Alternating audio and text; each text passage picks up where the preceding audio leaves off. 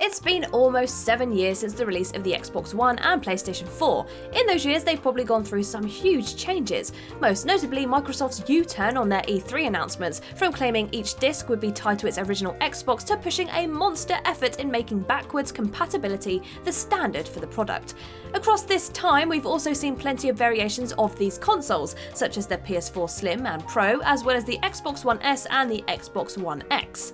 Alongside these consoles came more system updates, software, and new areas to trawl through. With those came secrets. Sure, the Xbox One's Cortana can't file your tax return for you, but there are still some nifty little tips and tricks that everyone seems to miss in their rush to play games. We've gone over similar secrets for the PlayStation 4, but this time it's all about the Xbox One. We'll be covering ease of access, better playability, extra features, or tiny little tricks that even the most avid fans may not have noticed. I am Kirsten from WhatCulture, and these are 10 massive Xbox One secrets that we all missed. Number 10. HDMI in.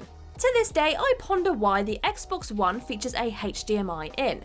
It's as if Microsoft wanted the One to be your all-stop shop for everything media and entertainment related. HDMI in means that the console acts like your television, receiving and projecting input from other devices.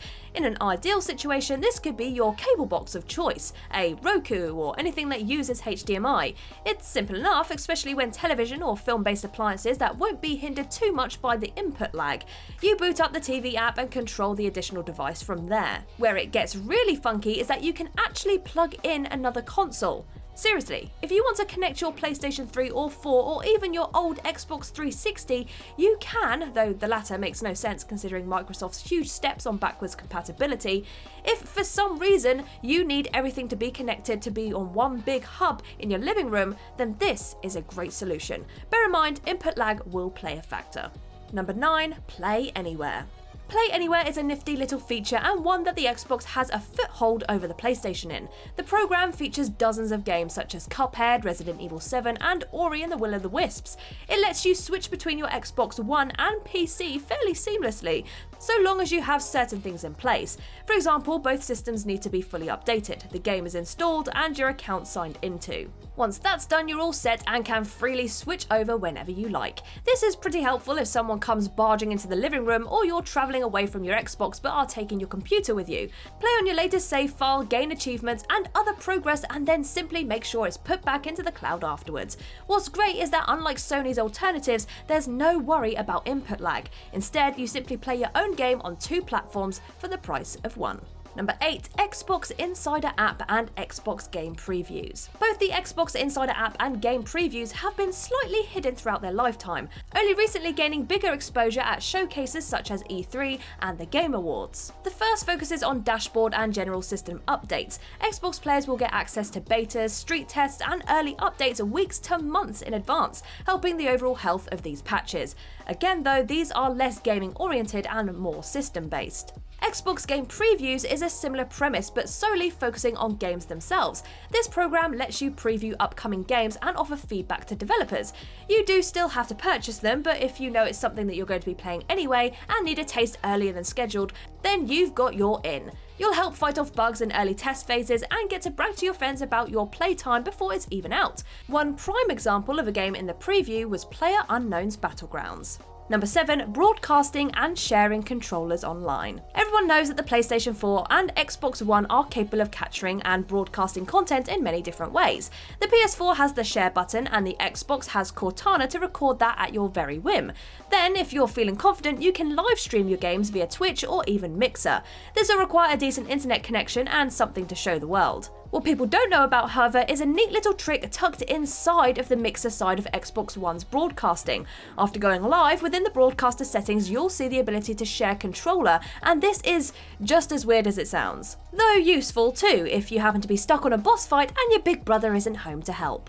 Ultimately, it comes down to being a small, unknown feature that many won't have even thought about. Still, I'm sure there are plenty of wacky streamers out there that want to up the level of interactivity with their chat by letting people play alongside them. Number 6. Copilot. From sharing a controller online via livestream to sharing the singular input of a game with 2 controllers locally. Sounds confusing, but it's actually true genius hidden within the settings. Copilot works in a similar fashion to sharing the controller. However, this concept is more of a training wheels protocol for whoever you're sitting beside. Maybe you're teaching your child how to play. Maybe your partner is new to video games. Hell, maybe grandma wants in. Whoever it is, if they're new, you can now lend a helping hand as long as you have 2 connected controllers, of course. The Copilot settings shares the game's single input between 2 controllers. As you can imagine, this would get extremely hectic if you were both simply trying to play. However, it's more of an ability to help steer them back on track if they veer off course. Quite literally if they're playing a racing game. These are the best kinds of features. I just wish it had been around in the past generations, as it really makes the prospect of teaching others to play video games that much more enticing. Number 5, fast start and preload. Rolling out in 2018 and soon becoming available on more and more titles, Fast Start is an extremely useful tool that will get purchasers of digital content into their games in at least half the time. No, it doesn't give you better internet speeds, Microsoft aren't that good. Instead, it gets fancy with the file management and allocation. When downloading, unfortunately only at over 20 megabytes a second, the Xbox One is able to sort through the different data coming in and prioritise the necessary parts of the game that will allow it to boot as fast as possible. This means that textures for endgame levels come last, characters you don't meet until mid-game won't slow you down, and you'll be playing the first level within minutes.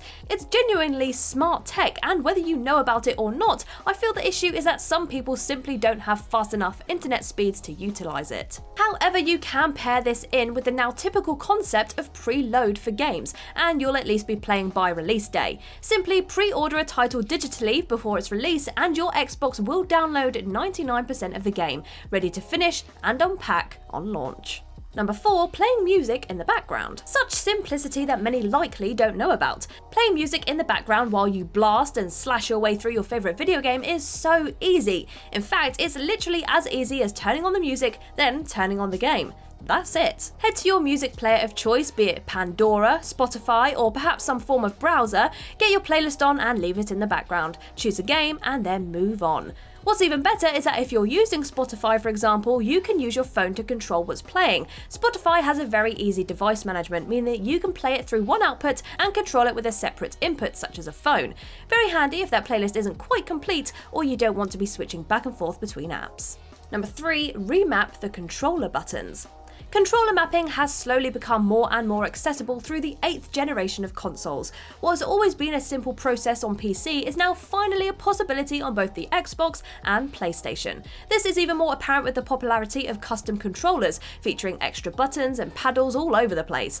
Gaming becomes so much easier when you can add inputs to said paddles and experiment with different button combinations to better suit your style. This is especially helpful for games focusing on magic, elemental attacks, or generally lots of varied inputs. On PC, MMORPGs such as World of Warcraft and Final Fantasy are notorious for the amount of buttons that you need to press. Using keys such as Control and Alt before another button is an easy solution. Sometimes though, the game just doesn't feel right and you need to remap all of your grenades to every possible direction on the D-pad. To do this, head to Settings, Connect and Devices, then Devices and Accessories. From there, configure the buttons to your heart's content. Number 2, check your internet data usage. This one is just for peace of mind, if anything else. Obviously, your Xbox One isn't going to be able to counsel you on your internet addiction and how it's costing you money after exceeding your data cap. What it can do, though, is show you where everything's going wrong. Which, in fairness, shouldn't be too hard to detect if you're downloading 50GB games throughout the month and constantly streaming on Twitch. Within the One's settings, through to network and bandwidth usage, you'll see exactly that. How much data you've been using and where said usage falls, the different apps, games, and other utilities that might be eating away your internet. Handy for keeping up on your tabs. Plus, in comparison to the PlayStation 4, which doesn't even tell you how many hours you've given in a game, it's one extra faucet of information about your console usage. Number 1, Alexa versus Cortana. Alexa, please tell Cortana to tell Xbox to tell Hermione that, okay, all jokes aside, not everyone has or even wanted a Kinect. After the initial Project Natal, motion sensor hype wore off. Most people just saw it as a clunky, gimmicky peripheral that didn't even add anything to the genuine experience of playing video games. This is especially true if you have a microphone handy or, these days, an Amazon Echo as a substitute. The beauty of both of these is that they're not finicky and aren't console specific. Alexa is useful around your house for connecting to lights, home temperature and other tasks that you might not want to get up for. Using the Echo over a Kinect seems like an easy choice, especially if you don't have a Kinect to begin with. This way you don't have to buy or plug in an extra peripheral, not including the Echo, which you'll already have set up. It's also almost seamless in that you just have to sign in and link accounts. After that, Alexa and your Xbox will be talking like they've known each other for years.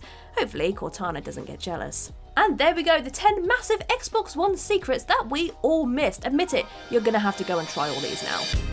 If you did know any of these, leave us a comment down below and let us know. If you like this video, give it a thumbs up, and if you haven't already, click that subscribe button and also click that little notification bell down there to be notified of any new videos coming your way. But for now, I have been Kirsten Ria from WhatCulture, and I will see you in the next video.